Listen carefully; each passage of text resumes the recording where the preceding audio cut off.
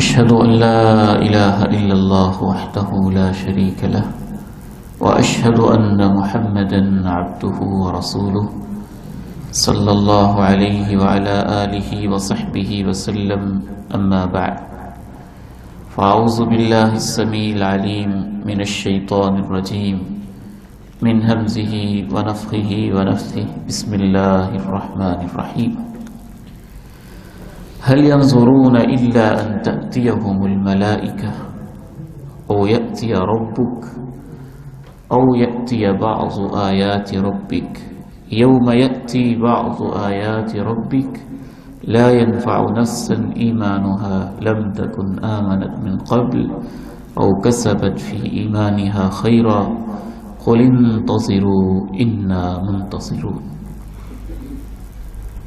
سورہ انعام میں اللہ تعالیٰ ارشاد فرماتے ہیں آیت نمبر 158، کیا ان منکرین قیامت کو اس بات کا انتظار ہے کہ ان کے پاس فرشتے خود آ جائیں یا تمہارا رب آ جائے یا تیرے رب کی کچھ نشانیاں آ جائیں؟ جس دن تیرے رب کی کچھ نشانیاں آ جائیں گی تو کسی بھی نفس انسانی کو، کسی بھی نفس کو جو پہلے سے ایمان نہیں لایا، اس کا ایمان لانا فائدہ نہیں دے گا۔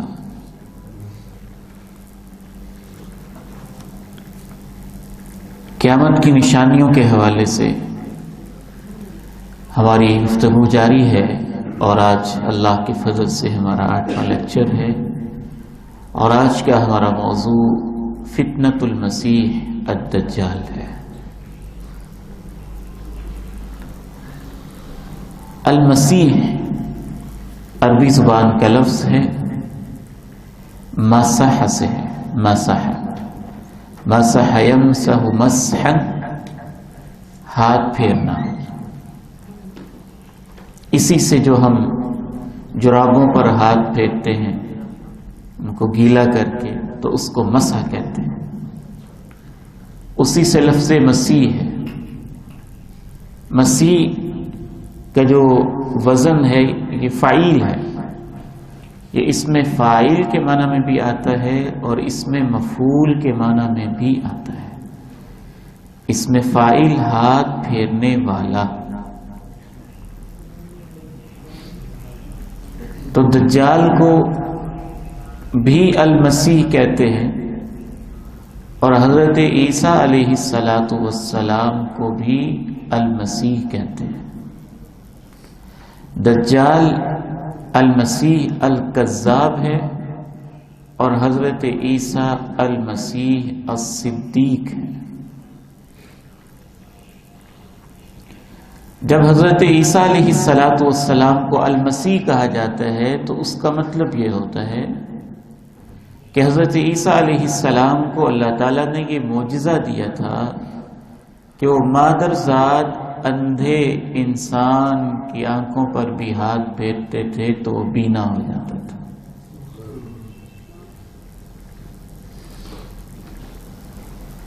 وہ بہروں پہ ہاتھ پھیرتے تھے تو سننے لگ جاتے تھے، پھل بہری کے مریض پہ ہاتھ پھیرتے تھے تو وہ شفا یاب ہو جاتا تھا،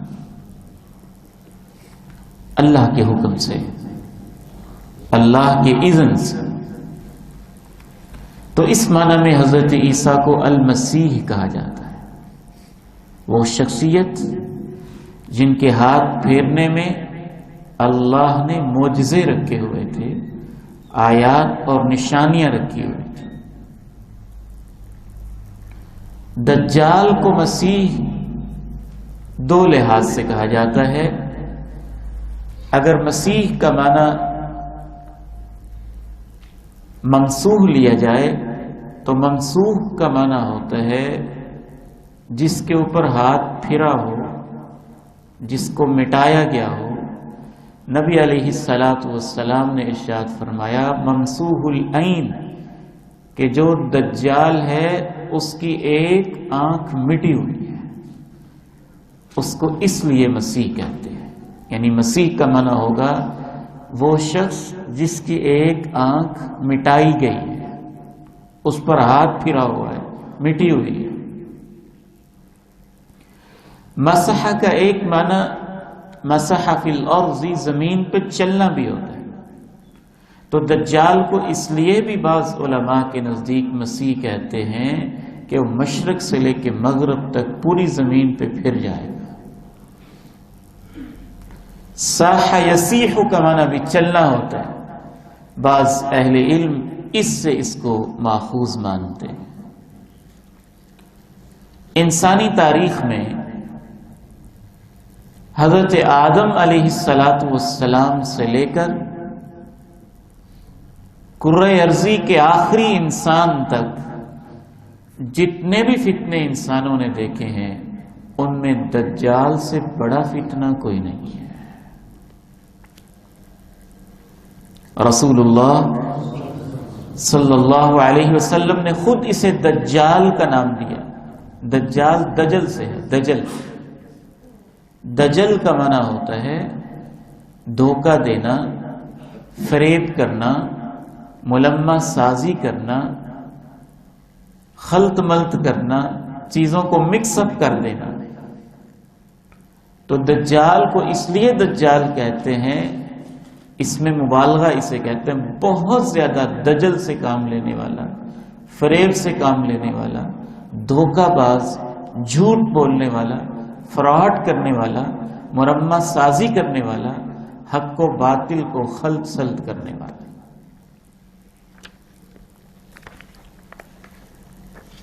رسول اللہ صلی اللہ علیہ وسلم کی احادیث سے پتہ چلتا ہے کہ حضرت نوح سے لے کے اللہ کے پیارے نبی تک جتنے بھی نبی تشریف لائے سب کے سب اپنے امتیوں کو دجال کے فتنے سے خبردار کرتے رہے. ہمارے پیارے نبی صلی اللہ علیہ وسلم نے فتنہ دجال سے حفاظت کے لیے ایک دعا نماز کی التحیات اور آخری تشہد میں رکھ دی تاکہ اس فتنے کی یاد دہانی ہوتی رہے.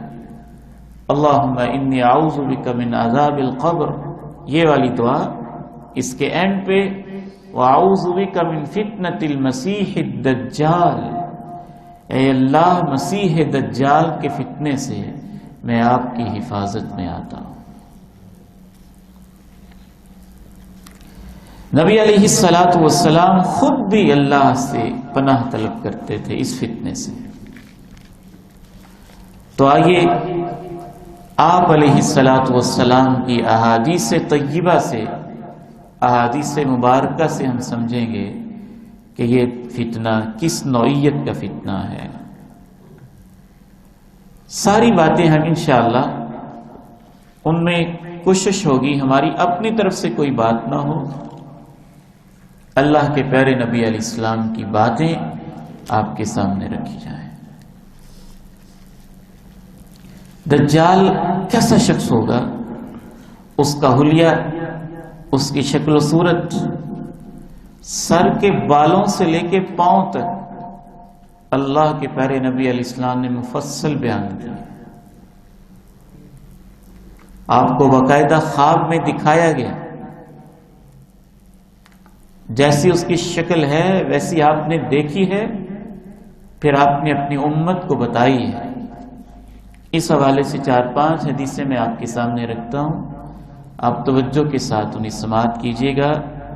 حضرت سالم کہتے ہیں مجھے میرے والد محترم حضرت عمر کے بیٹے عبداللہ نے بتایا، یہ حضرت عمر کے پوتے کہتے ہیں کہ مجھے میرے والد محترم نے بتایا.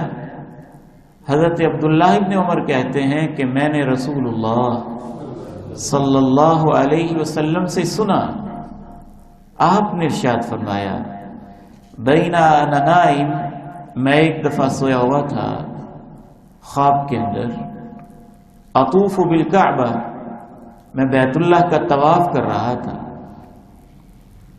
تو میں نے ایک شخص کو دیکھا، وہ حضرت عیسیٰ کا منظر آپ نے بیان کیا. آپ فرماتے ہیں کہ میں حضرت عیسیٰ ہی کو غور سے دیکھ رہا تھا تو مجھے ایک اور شخص نظر آ گیا، رجل احمر، ایک آدمی تھا یہ لفظ یاد رکھنے، ایک آدمی تھا، رجل آدمی تھا، احمر سرخ رنگ کا، جسیم موٹا تھا سر، جعد الرأس اس کے سر کے بال گھنگریالے تھے، اعور عینہ الیمنی دائیں آنکھ سے کانا تھا، کأن عینہ عنبۃ طافیہ اس کی آنکھ ایسے لگ رہی تھی جیسے ابھرا ہوا کوئی انگور ہو۔ قلت میں نے پوچھا من ھذا یہ کون ہے؟ قالوا انہوں نے کہا ھذا الدجال یہ دجال ہے۔ تو اس حدیث میں 5 نشانیاں بیان ہوئی، سرخ رنگ، موٹا، سر کے بال گھنگریالے، دائیں آنکھ سے کانا، اور ایک آنکھ اس کی ایسے ابری ہوئی جیسے انگور کا دانا ہو۔ دوسری حدیث سماعت کیجئے، یہ حدیث صحیح بخاری کی ہے 3441۔ دوسری حدیث بھی صحیح بخاری شریف کی ہے۔ حضرت انس رضی اللہ تعالیٰ عنہ بیان کرتے ہیں، قال النبی صلی اللہ علیہ وسلم، نبی صلی اللہ علیہ وسلم نے ارشاد فرمایا، اگر آپ دوست اور آپ میرے بھائی اور جو آن لائن بھی سننے والے بزرگ بھائی، بیٹے یا مائیں بہنیں ہیں، بیٹیاں ہیں، اس کورس سے صرف اگر آپ کو ایک ہی بات سمجھ میں آ جائے گا کہ علم وہ ہوتا ہے جس میں یہ کہا جائے کہ صحابی نے کہا اور صحابی کہے اللہ کے رسول نے کہا، وہ دین کا علم ہے۔ باقی باتیں لوگوں کی باتیں جتنی مرضی کرتے ہیں۔ تو حضرت انس خادم رسول ہیں، کہتے ہیں کہ رسول اللہ صلی اللہ علیہ وسلم نے ارشاد فرمایا، ما بعث نبی الا انذر امتہ، جو نبی بھی مبعوث ہوا وہ اپنی امت کو وارننگ دیتا رہا، الاعور کانے، الکذاب بدترین جھوٹے کے بارے میں۔ الا میں بھی تمہیں وارننگ دے کے کہتا ہوں، سن لو، انہو اعور وہ کانا ہے، وان ربکم لیس باعور تمہارا رب کانا تو نہیں ہے۔ اس ظالم نے دعویٰ کرنا میں رب ہوں۔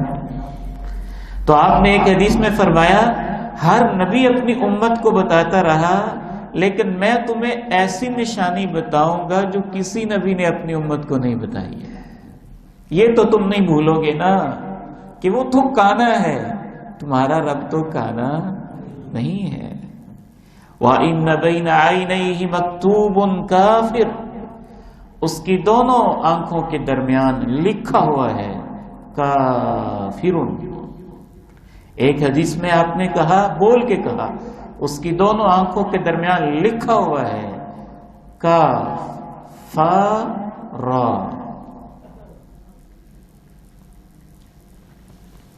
امام بخاری رحمہ اللہ تعالی کی صحیح بخاری میں لکھا ہے کہ یہی روایت حضرت ابو ہریرہ بھی بیان کرتے ہیں، اور یہی بات حضرت عبداللہ ابن عباس بھی بیان فرماتے ہیں۔ تو حضرت عبداللہ بن عمر بھی بیان کرتے ہیں، حضرت ابو ہریرہ بیان کرتے ہیں، حضرت عبداللہ بن عباس بیان کرتے ہیں، اور حضرت انس بیان کرتے ہیں، اور سب یہ روایات صحیح بخاری کی میں آپ کے سامنے عرض کر رہا ہوں۔ ایک تیسری حدیث سماعت کیجئے،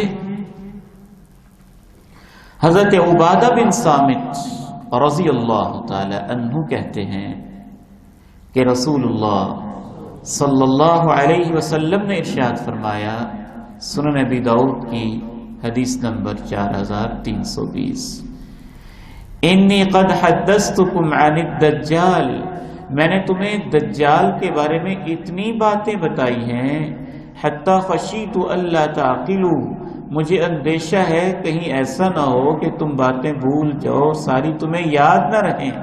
پھر سن لو، ان مسیح الدجال کوئی شک نہیں ہے کہ جو دجال ہے، رجل وہ ایک مرد ہے، آدمی ہے، قصیر چھوٹے قد کا ہے، افحج اس کے دونوں پاؤں کے درمیان نسبتاً زیادہ فاصلہ ہے چلتے ہوئے، ایسے چوڑے کر کے چلتا ہے، جیسے کوئی مریض ہو اس کے درمیان میں کوئی زخم، کوئی ایسا مسئلہ ہو۔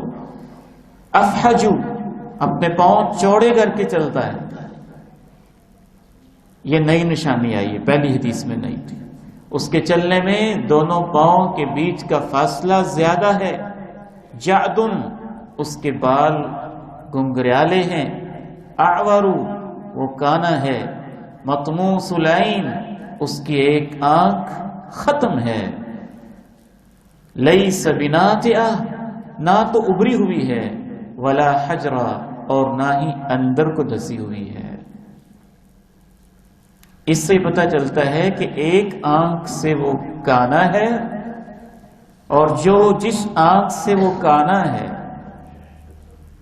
وہ اس طرح سے کانا ہے جیسے سپاٹ ہوتا ہے، بالکل سیدھا صحیح، نہ ابری ہوئی نہ اندر کو۔ فَإِنْ أُلْبِسَ عَلَيْكُمْ اگر تمہیں کوئی شبہ لاحق ہو جائے، فَاعْلَمُوا تو ایک بات ضرور یاد رکھنا، أَنَّ رَبَّكُمْ لَيْسَ بِأَعْوَرَ تمہارا رب کانا نہیں ہے۔ ایک اور حدیث میں آپ نے ارشاد فرمایا جفال الشعر، صحیح مسلم میں، اس کے بال گھنے ہیں۔ ایک اور حدیث میں آپ نے فرمایا اس کے بال ایسے ہیں اغصان الشجرہ جیسے درخت کی ٹہنیاں ہوتی ہیں۔ ایک اور حدیث میں آپ نے فرمایا عریض النحر، سینہ اس کا چوڑا ہے۔ ایک اور حدیث میں آپ نے فرمایا فیہ دفء، کچھ اس میں جھکاؤ سا ہے ایک طرف۔ تو یہاں سے اس کا حلیہ ہمارے سامنے واضح ہو گیا۔ آگے بڑھتے ہیں، اس کے پاس کیا کیا اختیارات ہیں، اللہ تعالیٰ نے اس کو کیا اختیارات دیے ہوئے ہیں اور وہ کیسے استعمال کرے گا۔ حضرت عبد الرحمن ابن جبیر ابن نفیل کہتے ہیں مجھے میرے والد محترم نے بتایا تھا، جبیر ابن نفیر نے۔ جبیر ابن نفیر کہتے ہیں مجھے صحابی رسول حضرت نواس ابن سمعان نے بتایا تھا۔ نواس ابن سمعان کہتے ہیں اللہ کے رسول نے فرمایا تھا۔ ایک دن آپ نے دجال کا تذکرہ کیا، صبح کا وقت تھا، آپ اس انداز سے تذکرہ کرتے رہے، خفضا کبھی آواز پست کر لیتے، رفع کبھی آپ کی آواز اونچی ہو جاتی۔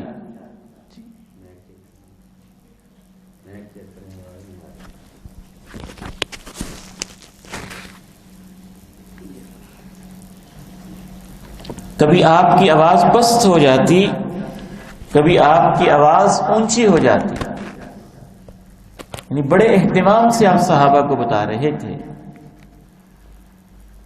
اتنی تفصیل سے آپ نے بتایا اور اتنا خبردار کیا، حتی ظنناہ فی طائفۃ النخل، ہم نے سمجھا کہ بس وہ کھجوروں کے کسی باغ میں یا جھنڈ میں چھپا ہوا ہے۔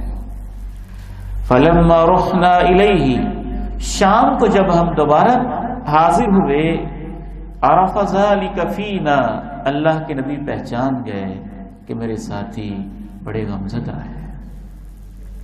دجال کا تذکرہ سن کے میرے صحابہ پریشان ہیں، تو آپ نے ارشاد فرمایا غیر الدجال، تمہارے بارے میں دجال کے علاوہ مجھے اور چیزوں کا زیادہ خطرہ ہے،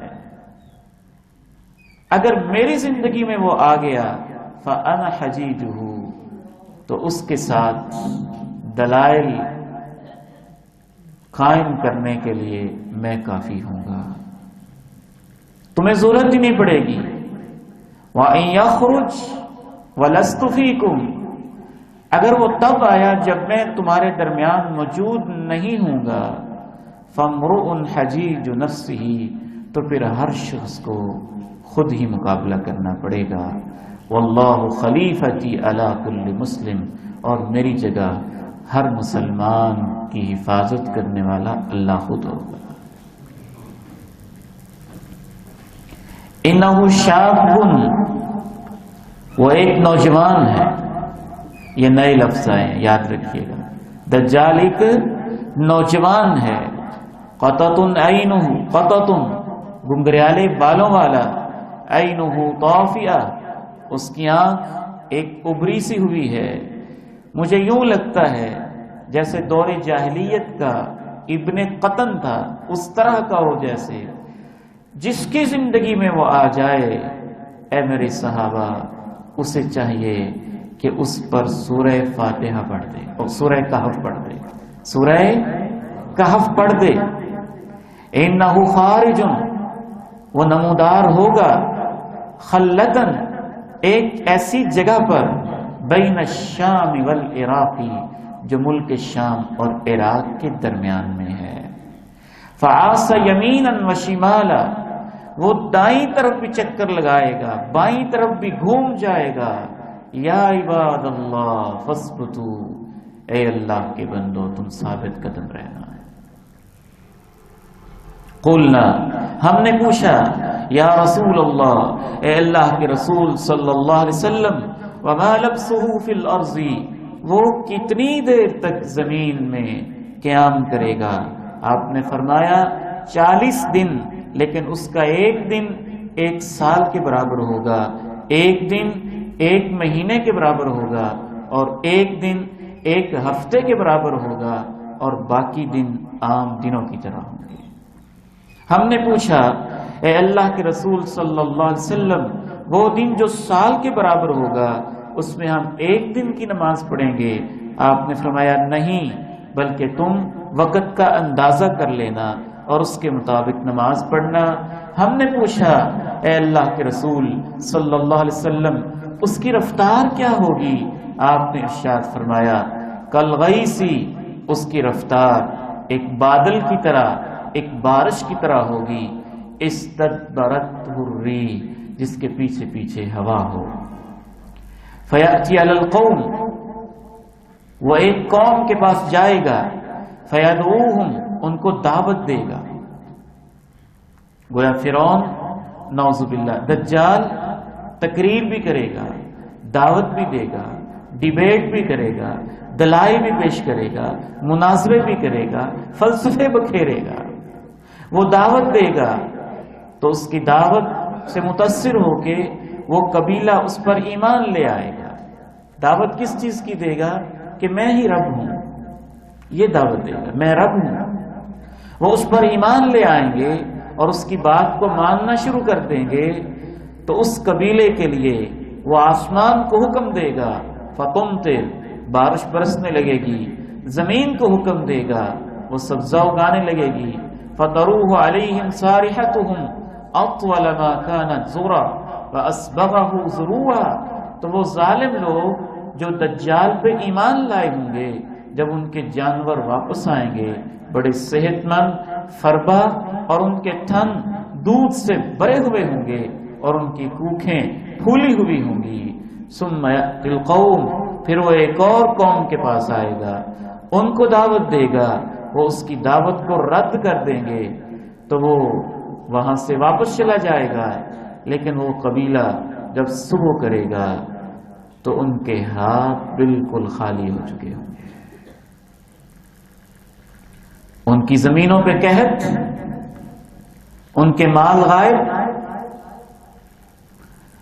بنجر زمین کو وہ کہے گا کہ اپنے خزانے نکال دے، تو بنجر زمین بھی اپنے خزانے نکال دے گی۔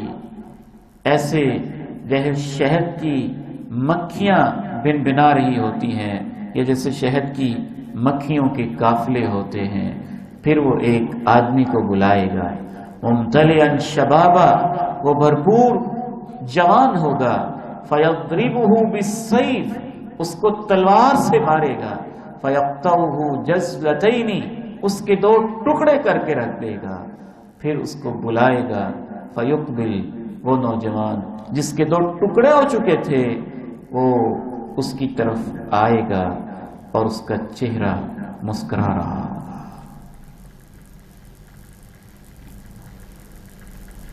اس سے یہ پتہ چلتا ہے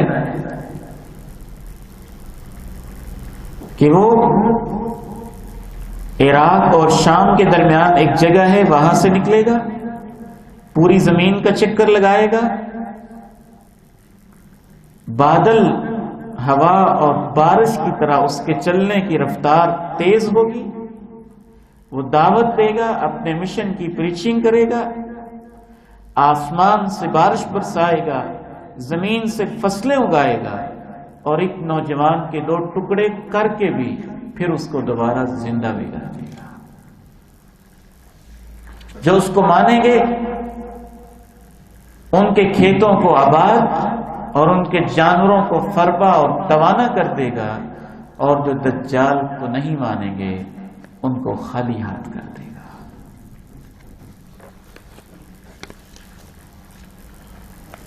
ایک اور حدیث سماعت کیجئے، یہ صحیح بخاری کی ہے۔ حضرت ابو سعید رضی اللہ تعالی عنہ بیان کرتے ہیں کہ ایک روز اللہ کے رسول صلی اللہ علیہ وسلم نے ہمیں دجال کے بارے میں طویل حدیث بیان کی۔ تو جو آپ نے طویل باتیں فرمائی ان میں سے ایک بات یہ بھی تھی، یأتی الدجال وهو محرم علیہ ان يدخل نقاب المدینہ، جب دجال نمودار ہوگا تو اس پر مدینہ کی گھاٹیوں میں داخلہ حرام ہوگا۔ فینزل بعض السباخ، تو وہ مدینہ کے قریب ایک شور والی زمین پہ قیام کرے گا جو مدینے کے قریب ہوگی، تو اس کے پاس ایک آدمی آئے گا، وَهُوَ خَيْرُ النَّاسِ، وہ اس دن جتنے بھی انسان موجود ہوں گے ان میں سب سے بہتر انسان ہوگا۔ یعنی وہ آدمی مدینے کا غالباً رہنے والا ہوگا، اسے پتہ چلے گا دجال مدینے کے قریب آ چکا ہے، تو آدمی آئے گا، بہترین آدمی ہوگا، اور اس کے سامنے آ کے کہے گا، اشہد انک الدجال، میں گواہی دیتا ہوں تو جھوٹا دجال ہے۔ اس کے سامنے ڈٹ کے کہنے والا ایمان کا کتنا پختہ ہوگا۔ تو وہی دجال ہے جس کے بارے میں ہمیں اللہ کے رسول نے خبر دی تھی۔ تو دجال اپنے حواریوں سے مخاطب ہو کر کہے گا، اچھا تمہارا کیا خیال ہے، ان قتلت ھذا، میں اس بندے کو ابھی قتل کر دوں، ثم احییتہ، پھر تمہارے سامنے زندہ بھی کر دوں، تو پھر بھی تمہیں شک ہوگا کہ میں رب نہیں ہوں؟ تو وہ سب کہیں گے نہیں، پھر تو ہمیں کوئی شک نہیں ہوگا۔ تو وہ اس نوجوان کو قتل کرے گا، ثم یحییہ، پھر اس کو زندہ بھی کرے گا، اور جب وہ نوجوان زندہ ہوگا کیا اس کی عظمت ہوگی، وہ نوجوان کہے گا، واللہ ما کنت فیک اشد بصیرۃ منی اليوم، اللہ کی قسم ہے جتنا مجھے اب یقین ہوا ہے کہ تو جھوٹا دجال ہے، اتنا پہلے کبھی نہیں ہوا تھا۔ پھر دجال اسے دوبارہ قتل کرنا چاہے گا، فلا یسلط علیہ، لیکن اسے قتل نہیں کر سکے گا۔ صحیح بخاری حدیث نمبر 7132۔ ایک اور صحیح بخاری کی حدیث سماعت کیجئے۔ میرا دل چاہتا ہے ساتھ ساتھ آپ کو پتہ چلے علم کیا ہوتا ہے۔ امام بخاری کہتے ہیں مجھے میرے استاد مسدد نے بتایا، وہ کہتے ہیں مجھے میرے استاد امام یحییٰ نے بتایا، وہ کہتے ہیں مجھے میرے استاد امام اسماعیل نے بتایا، وہ کہتے ہیں مجھے میرے استاد جناب قیس تابعی نے بتایا، جناب قیس کہتے ہیں مجھے میرے استاد صحابی رسول حضرت مغیرہ ابن شعبہ نے بتایا۔ حضرت مغیرہ ابن شعبہ کہتے ہیں کہ اللہ کے نبی سے دجال کے بارے میں کسی نے اتنے سوال نہیں پوچھے جتنے میں نے پوچھے، اور میں اکثر پوچھتا تھا۔ ایک دن آپ نے مجھے یہ بھی کہا، مغیرہ ما یضرک منہ، تجھے کیا خطرہ ہے؟ تم دجال کے بارے میں بہت سوال پوچھتے ہو۔ تو میں نے کہا اللہ کے نبی، میں اس لیے پوچھتا ہوں کہ یہ یہودی عیسائی لوگ بھی دجال کا تذکرہ کرتے ہیں اور یہ کہتے ہیں کہ دجال کے پاس روٹی کے پہاڑ ہوں گے اور پانی کی نہریں بھی ہوں گی۔ تو آپ ارشاد فرمائیں ٹھیک کہتے ہیں؟ قال هو اهون علی اللہ من ذلک، آپ نے فرمایا روٹی کے پہاڑ، پانی کی نہریں، اس سے بھی اللہ کے لیے زیادہ آسان ہے کہ وہ اس سے بھی زیادہ اگر اس کو خزانے دے دے تو پھر بھی اہل ایمان اس کو نہیں مانیں گے۔ گویا اس حدیث سے پتہ چلا کہ اس کے پاس روٹی سے مراد، امام ابن حجر نے لکھا ہے غلے کے پہاڑ، پہاڑوں سے مراد غلے کے ڈھیر، خزانے، سٹور، اور پانی کے سٹور، پانی کے بہت زیادہ اس کے پاس ذخائر ہوں گے۔ امام ابن حجر نے لکھا ہے ایک روایت میں یہ اضافہ ہے کہ اس کے پاس روٹی کے، گوشت کے پہاڑ ہوں گے اور پانی کی نہریں ہوں گی۔ تو انسان کی خوراک کے بنیادی ذرائع یہ تین ہی ہیں: روٹی، زرعی اجناس، گوشت، یہ بھی خوراک کا بنیادی حصہ، اور پانی کی نہریں اس کے پاس ہوں گی۔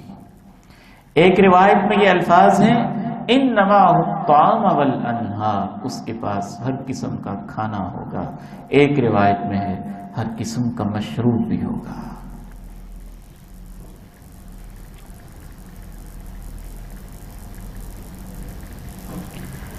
ایک حدیث میں امام مجاہد کہتے ہیں کہ ہم ایک انصاری صحابی کے پاس چلے گئے، یہ تابعی ہیں، بہت بڑے مفسر ہیں۔ ہم ایک انصاری صحابی کے پاس چلے گئے اور ہم نے کہا دجال کے بارے میں ہمیں وہ بات بتائیں جو اللہ کے رسول سے سنی ہے، کوئی اور نہیں بتانا۔ یہ ہے منہج، یہ ہے عقیدہ اور یہ ہے علم۔ امام مجاہد نے کہا صحابی رسول سے ہمیں وہ بات بتانی ہے جو اللہ کے رسول سے سنی ہے، ادھر ادھر کی کوئی بات نہیں بتانی۔ ادھر ادھر سے کیا مراد؟ جو یہودیوں نے بتائی، جو عیسائیوں نے بتائی، جو اہل کتاب کی کتابوں میں لکھی ہے، وہ بھی تو باتیں کرتے تھے، وہ نہیں بتانی، وہ بتانی ہے جو اللہ کے رسول نے بتائی ہے۔ تو ہمیں اس صحابی نے ایک حدیث بیان کی اور اس میں انہوں نے یہ بھی بتایا کہ اللہ کے پیارے نبی علیہ السلام نے ارشاد فرمایا دجال جب آئے گا زمین پہ بارش ہوگی اور بعض دفعہ پیداوار نہیں ہوگی، اس کے پاس اس کی جنت بھی ہوگی، اس کے پاس ایک جہنم بھی ہوگی، جو اس کی جہنم ہے وہ حقیقت میں جنت ہوگی اور جو اس کی جنت ہے وہ حقیقت میں جہنم ہوگی۔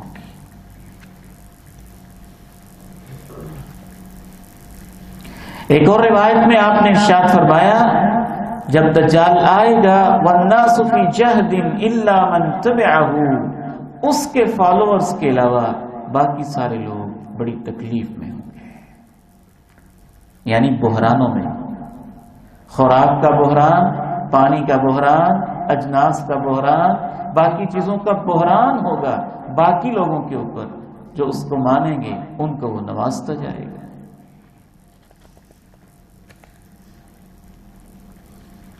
سوال یہ پیدا ہوتا ہے کہ یہ سب کچھ وہ کیسے کرے گا، کس ذریعے سے کرے گا، اس کو اتنے اختیارات کیسے ملیں گے، کہاں سے ملیں گے؟ امام خطابی حدیث کے بہت بڑے شارح خود ہی کہتے ہیں کہ یہ سوال پیدا ہوتا ہے کہ اللہ کا دشمن اور باغی دجال اور اس کے ہاتھوں ایسی ایسی چیزیں آخر کیسے ہوں گی؟ مردوں کو زندہ کرنا یہ تو بڑی بڑی نشانیوں میں سے ایک نشانی ہے، تو اللہ دجال کو یہ ساری طاقتیں کیسے دے دے گا، حالانکہ وہ جھوٹا ہے، بہتان باز ہے اور اپنے آپ کو رب کہلواتا ہے۔ امام خطابی فرماتے ہیں کہ یہ سب کچھ اللہ اپنے بندوں کا امتحان لینے کے لیے اسے اختیار دے گا، لیکن اللہ اپنے بندوں کو بہت زیادہ امتحان میں نہیں ڈالے گا، کیونکہ اس کے ساتھ ساتھ اللہ نے ایسی نشانیاں بھی رکھی ہوں گی جس سے پتہ چل جائے گا کہ یہ رب نہیں ہو سکتا، جو کچھ مرضی کرتا رہے۔ اور سب سے بڑی نشانی کہ سب کچھ کرنے کے باوجود وہ کانا ہوگا، اپنی آنکھ ٹھیک نہیں کر سکے گا،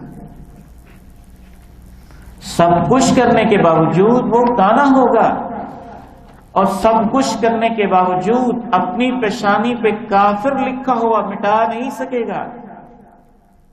ہر بندہ مومن واضح لکھا ہوا پڑھ لے گا۔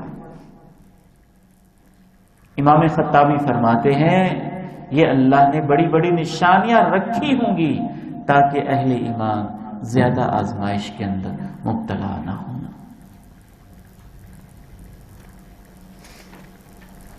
امام خطابی فرماتے ہیں کہ اس طرح کی نشانیاں اللہ نے اپنے نبیوں کو پہلے بھی دیں۔ حضرت عیسیٰ مردوں کو زندہ کرتے رہے، مریضوں کو شفایاب کرتے رہے، اور وہ اپنی شکل کے لحاظ سے انتہائی خوبصورت اور پاکیزہ انسان بھی تھے، جس سے پتہ چلتا تھا کہ یہ اللہ کے نبی ہیں۔ یہ امام خطابی کی گفتگو یہاں پر مکمل ہوئی۔ تو دجال کے پاس یہ اختیارات اللہ کی طرف سے بندوں کا امتحان لینے کے لیے اسے دیے جائیں گے، ایسے ہی جیسے اللہ نے مختلف نبیوں کو معجزات دیے تاکہ پتہ چل جائے کہ یہ اللہ کے نبی ہیں اور ان کے ہاتھوں وہ کام ہوئے جو دنیا کا کوئی انسان نہیں کر سکتا تھا، تو آخری موقع اللہ ایک شیطان کو بھی دیں گے، اور وہ اپنے ایک چیلے اور چانٹے کے ذریعے سے اس کے ہاتھوں وہ کام ہوں گے جو عام انسان نہیں کر سکیں گے، اور اس میں اہل ایمان کا امتحان ہوگا۔ دجال کے پاس ایک اور بہت بڑا ذریعہ شیطان ہوں گے، اس کا جنات کے ساتھ، شیطانوں کے ساتھ، بڑے ابلیس کے ساتھ بڑا گہرا اور مضبوط رابطہ ہوگا۔ ابلیس سمندر پہ اپنا عرش لگاتا ہے، اور دجال بھی کسی سمندری جزیرے میں قیام پذیر ہوگا۔ یہ بھی اس کی ابلیس کے ساتھ ایک مناسبت ہوگی۔ حدیث سے یہی معلوم ہوتا ہے، یہ حدیث ذرا توجہ سے سنیے گا، اس میں بہت ساری چیزیں آپ کو سمجھ میں آئیں گی۔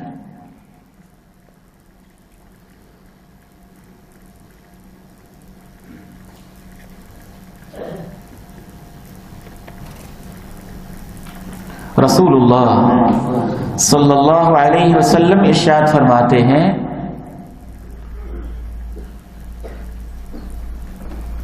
کہ جب دجال نمودار ہوگا تو وہ پوری کی پوری زمین پہ چکر بھی لگائے گا، اس کے پاس جنت ہوگی۔ لمبی حدیث ہے، وقت کو دیکھ کے بالکل تھوڑا سا حصہ پڑھ رہا ہوں۔ یہ حدیث اگر میں پوری پڑھوں تو کم از کم صرف حدیث پڑھنے کے لیے 15 منٹ چاہیے۔ تو وہ منتخب حصہ جس سے میں آپ کو بتانا چاہتا ہوں کہ دجال یہ سارے کرتب کیسے دکھائے گا۔ ایک تو اللہ اسے اختیار دے گا اپنے بندوں کا امتحان لینے کے لیے، اور اس کے ہاتھوں یہ بڑے بڑے خلاف معمول کام ہوں گے جیسا کہ نبیوں کے ہاتھوں ہوتے رہے۔ ایک موقع اللہ دنیا ختم ہونے سے پہلے آخری موقع ابلیس کو بھی دے گا، تم بھی جو کرنا چاہتے ہو کر لو۔ آپ ارشاد فرماتے ہیں ان من فتنتی ہی، ایک بہت بڑا امتحان یہ ہوگا ان معہ جنتا و نارا، کہ اس کے پاس ایک جنت اور ایک دوزخ ہوگی، اس کی دوزخ حقیقت میں جنت، اس کی جنت حقیقت میں آگ. جو کوئی بندہ مومن اس کا امتحان ہو جائے اور وہ اسے آگ میں پھینک دے، فَلْيَسْتَغِثْ بِاللَّهِ، وہ میرا امتی اللہ سے مدد مانگے. وَلْيَقْرَأْ فَوَاتِحَ الْكَهْفِ، اور سورہ کہف کی شروع والی آیات پڑھ دے. فَتَكُونُ عَلَيْهِ بَرْدًا وَسَلَامًا كَمَا كَانَتِ النَّارُ عَلَى إِبْرَاهِيمَ، تو وہ آگ ٹھنڈی اور پرسکون ہو جائے گی جیسے ابراہیم کے لیے ہو گئی تھی. کوئی اتنا بڑا مسئلہ بھی نہیں ہے، کوئی اتنی پریشانی والی بات بھی نہیں. آپ اپنی امت کو حوصلہ دے رہے ہیں. صرف ایمان چاہیے، یقین چاہیے، توکل چاہیے. نہ اسے تلوار اٹھانی ہوگی، نہ اسے کچھ اور کرنا ہوگا. بس یا اللہ مدد، اللہ کی مدد مانگنی ہے اور اس آگ میں کود جانا ہے. اس آگ کو ٹھنڈک اور پرسکون بنا دینا اللہ کا کام ہے. سورہ کہف کی شروع والی آیات پڑھنی. آپ نے فرمایا اس کا ایک بہت بڑا فتنہ یہ ہوگا، یہ توجہ سے سنیں. وہ ایک آرابی سے کہے گا، آرابی اس بدوی انسان کو کہتے ہیں جو صحرا میں رہتا ہو، جس کے پاس تعلیم نہ ہو. وہ ایک آرابی سے کہے گا تمہارا کیا خیال ہے اگر میں تیرے باپ کو زندہ کر دوں، تیری ماں کو بھی زندہ کر دوں، کیا تو مان جائے گا کہ میں تیرا رب ہوں؟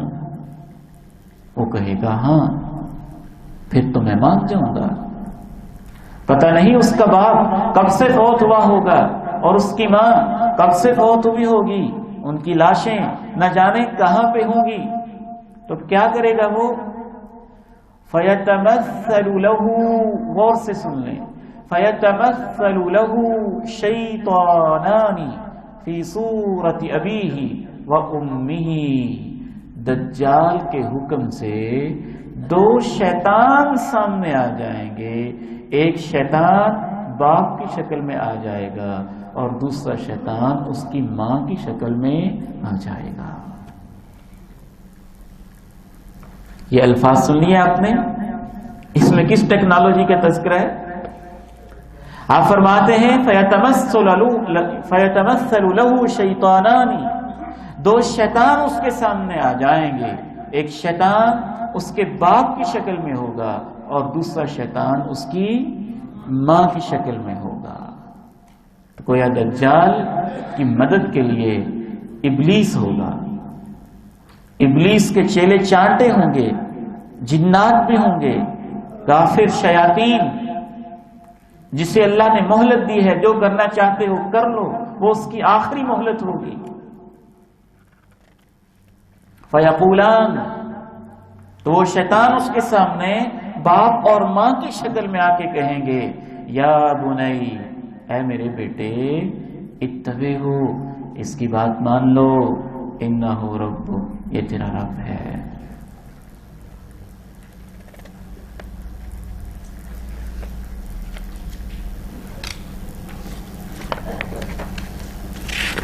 یہ ایک لمبی حدیث ہے، سنن ابن ماجہ میں ہے. امام البانی نے اس کو صحیح الجامع میں صحیح قرار دیا ہے.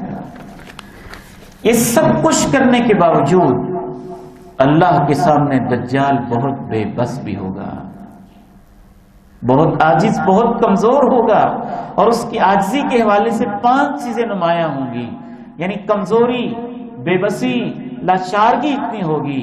اپنی آنکھوں کے درمیان کافر لکھا ہوا مٹا نہیں سکے گا، اپنی آنکھ کو ٹھیک نہیں کر سکے گا، مکہ میں اور مدینہ میں داخل نہیں ہو سکے گا، مسجد اقصی میں اور مسجد طور میں داخل نہیں ہو سکے گا، سورہ کہف کا مقابلہ نہیں کر سکے گا اور بے اولاد ہوگا.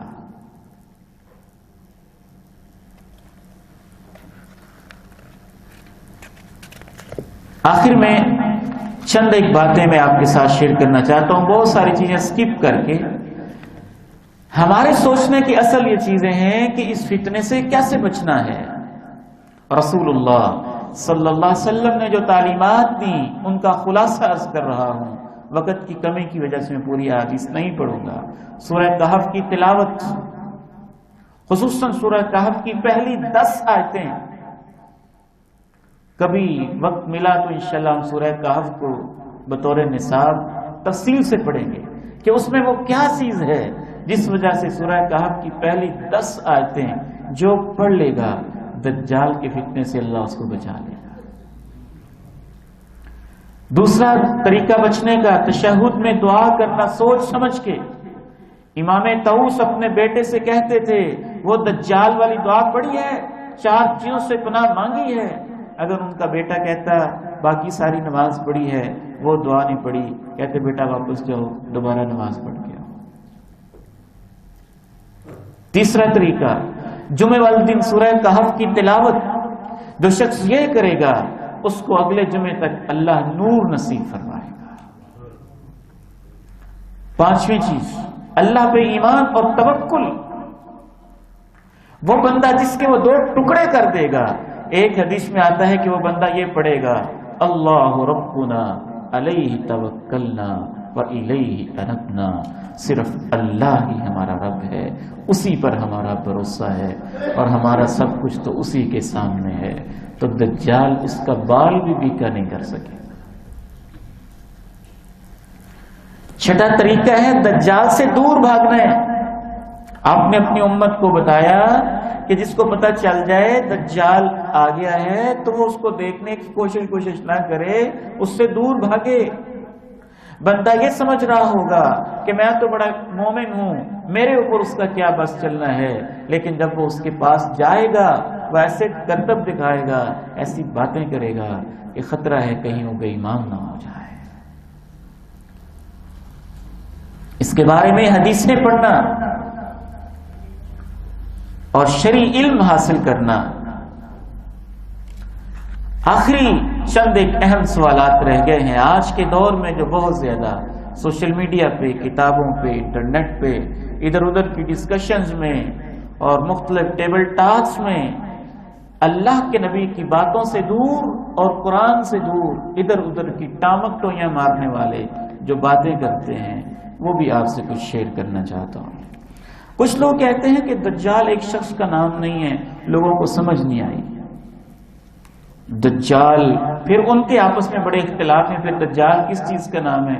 کوئی کہتا ہے امریکہ دجال ہے، کوئی کہتا ہے اسرائیل دجال ہے، کوئی کہتا ہے یہ جو ٹیکنالوجی ہے نا یہ ایک آنکھ والی، یہ دجال ہے، اس کی ایک آنکھ ہے۔ عجیب باتیں کرتے ہیں۔ اللہ کے نبی کی اتنی واضح حدیثیں اور اس پر آپ کو ایمان نصیب نہیں ہے، ان کی آپ تعویلیں کرتے پھریں۔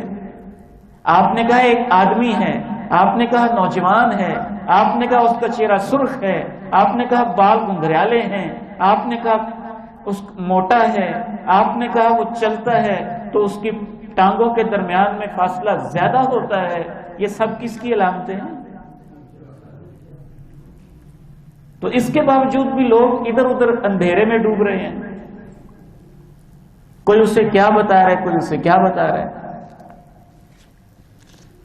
یہ سب فضول باتیں ہیں۔ ٹیکنالوجی تو ایک ٹول ہے، ایک آلہ ہے، اچھا استعمال کریں تو اچھا ہے، برا استعمال کریں تو برا ہے۔ دجال ایک شخص کا نام ہے، ایک آدمی کا نام ہے، ایک نوجوان کا نام ہے۔ ہاں یہ ضرور ہے کہ اس بڑے دجال سے پہلے آپ نے فرمایا 30 چھوٹے دجال بھی ہوں گے، 30 یا اس سے زیادہ۔ وہ لوگ جو لبرلزم کی طرف بلاتے ہیں، سیکولرزم کی طرف بلاتے ہیں، بے دینی کی طرف بلاتے ہیں، بے حیائی کی طرف بلاتے ہیں، جہنم کے دروازوں کی طرف بلاتے ہیں، وہ دجال کے ان کو کرندے تو آپ کہہ سکتے ہیں، وہ چھوٹے دجال ہیں۔ لیکن جو الدجال المسیح ہے وہ ایک شخص کا نام ہے، اس کے ساتھ بہت سارے کافر ہوں گے، وہ اس کے مددگار اور اس کے سپورٹر، اس کے فالوورز ہوں گے۔ کوئی کہتا ہے دجال سے مراد ویسٹرن سیولائزیشن ہے، مغربی تہذیب ہے، اور اس کے کانے ہونے کا مطلب یہ ہے کہ مغربی تہذیب ایک آنکھ سے دیکھتی ہے، یعنی دنیا کو دیکھتی ہے، آخرت کو نہیں دیکھتی۔ تو یہ بھی دجال اکبر کی خام خواہ کی تعویل ہے۔ مغربی تہذیب کو آپ وہ کہیں جو قرآن نے کہا ہے، وہ کفر ہے، وہ طاغوت ہے، ان میں سے کچھ یہودی ہیں، کچھ عیسائی ہیں، کچھ منافق ہیں، وہ جاہلیت ہے، یہ نام ہے اس کے۔ خام خواہ طویلیں کیوں کرتے ہیں اللہ کے پیغمبر کی باتوں کی؟ اب دجال کہاں ہے، اس بارے میں لوگوں نے بڑے فلسفے گھڑے ہیں، اور سب سے زیادہ جو فلسفہ چلتا ہے وہ برمودا ٹرائی اینگل میں ہے۔ برمودا ٹرائی اینگل کا ہے، وہ بڑے بڑے جہاز اس کے اوپر جاتے ہیں، وہ غائب ہو جاتے ہیں، کیمرہ بڑا بڑا ہوتا ہے، اس کی میموری واش ہو جاتی ہے، وہ برمودا ٹرائی اینگل کے اندر دجال ہے۔ اللہ کے نبی سے پوچھیں دجال کہاں سے نکلے گا؟ پہلی بات تو یہ ہے کہ ہمیں ان چیزوں کی طرف جانے کی ضرورت ہی نہیں، وہ ایک سائنس کا سبجیکٹ ہے کہ برمودا ٹرائنگل کیا ہے، وہاں وہ گریویٹیشنل فورس اتنی زیادہ کیوں ہے، بڑے بڑے جہاز غائب کیوں ہو جاتے ہیں، یہ ہمارا سبجیکٹ نہیں ہے۔ جو ہمارا سبجیکٹ نہیں ہے اس میں ہم مداخلت نہیں کریں گے۔ لیکن اللہ کے پیارے نبی علیہ السلام نے دجال کے نکلنے کی جگہ امریکہ نہیں بتائی۔ پیچھے آپ نے حدیث پڑھی، آپ نے کیا بتایا؟ آپ نے فرمایا دجال شام اور عراق کے درمیان ایک جگہ ہے، وہاں سے نکلے گا۔ کہاں وہ ٹرائی اینگل اور کہاں شام اور عراق؟ آپ نے ارشاد فرمایا دجال شام اور عراق کے درمیان، صحیح مسلم کی حدیث ہے، ایک جگہ ہے وہاں سے نکلے گا۔ پھر ایک اور حدیث جامع ترمذی میں آپ نے فرمایا، جناب ابوبکر صدیق رضی اللہ تعالی عنہ بیان فرماتے ہیں کہ اللہ کے رسول نے ارشاد فرمایا الدجال یخرج من ارض بالمشرق، دجال مشرق کی ایک سرزمین سے نکلے گا، یقال لها خراسان، اس زمین کو خراسان کہا جاتا ہے۔ آپ کہتے ہیں اس کو برمودا ٹرائنگل کہا جاتا ہے، اللہ کے نبی فرماتے ہیں اس کو خراسان کہا جاتا ہے۔ یتبعہ اقوام، اس کے فالو کرنے والے ایسے لوگ ہوں گے کأن وجوہہم المجان المطرقہ، ان کے چہرے ایسے ہوں گے جیسے ڈھالیں ہوتی ہیں، کوٹی ہوئی سیدھی سپاٹ۔ جامع ترمذی کی حدیث نمبر 2237۔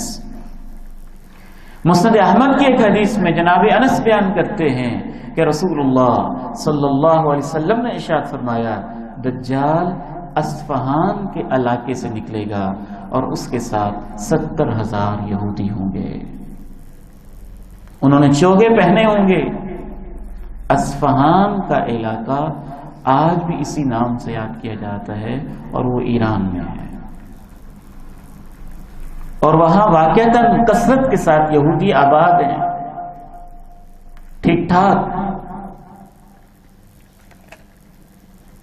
تو اس لیے احادیث رسول کی تعویلیں کرنا، نئی نئی باتیں اپنی طرف سے گھڑنا، اور خواہ مخواہ ٹیکنالوجی سے اپنے دل میں نفرت پیدا کرنا، یہ کوئی علمی رویہ نہیں ہے۔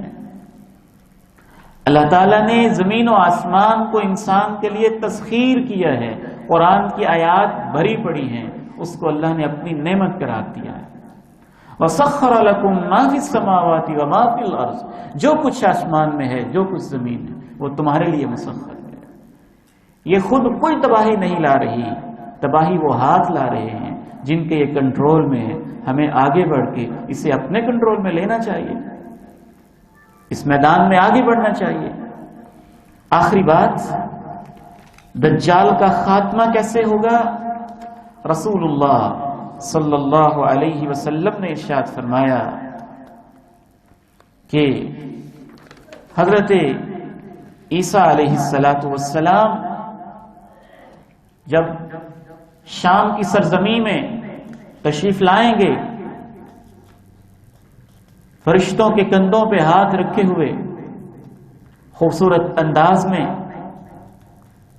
تو وہاں دجال کا تعاقب کرتے کرتے دجال بھاگے گا۔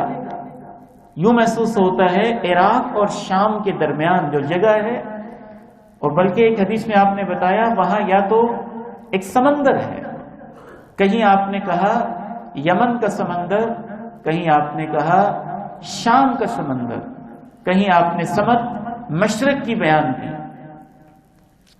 بعض علماء یہ کہتے ہیں کہ اللہ کے نبی نے خود ایک جگہ کو متعین نہیں کیا تاکہ اس کے خفیہ رکھنے میں ہی شریعت کی حکمت ہے۔ حالانکہ آپ ایک جگہ متعین کر سکتے تھے، لیکن پھر آپ نے متعین کر بھی دی،